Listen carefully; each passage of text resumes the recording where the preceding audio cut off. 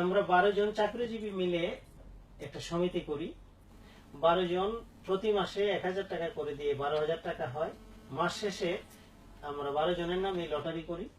একজনের নাম উঠলে তিনি 12,000 টাকা নেন। দ্বিতীয় মাসে আবার এইভাবে সবাই 1000 টাকা করে দেয়, 12,000 টাকা জমে আবার লটারি হয়।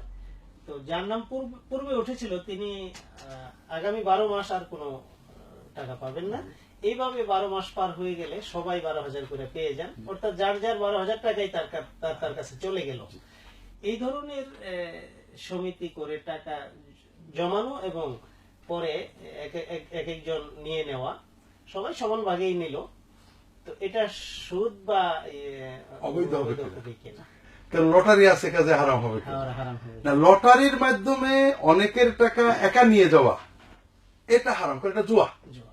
কিন্তু আপনারা যে পদ্ধতি বলেছেন, এখানে যদি সুদ না থাকে, অর্থাৎ যে নেবে সে কিছু দেবে, অথবা সদস্যদের পক্ষ থেকে টাকার বিনিময়ে কোন রকম টাকা নেওয়া হবে, এসব না থেকে যেটুকু বলা হলো ওইটুকু যদি হয়, যে প্রত্যেকে জমা দেন একজনে নিয়ে যায়, প্রত্যেকে জমা দেন একজনে নিয়ে যায়, এটার ভিতরে অবৈধতা কিছু নেই, যদি এর সাথে অন্য কোনো অবৈধ লেনদেন না থাকে।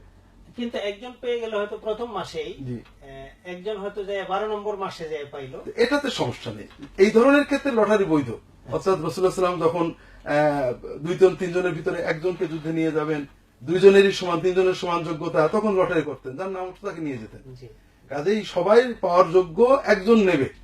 যেমন খেলাতে দুই গ্রুপে যে কেউ একটা প্রথমে শুরু করবে, টস যেটা করা হয়, এগুলো এই ধরনের ক্ষুদ্র লটারি, এটা সমস্যা নেই, অবৈধ নয়, ইসলাম সম্মত।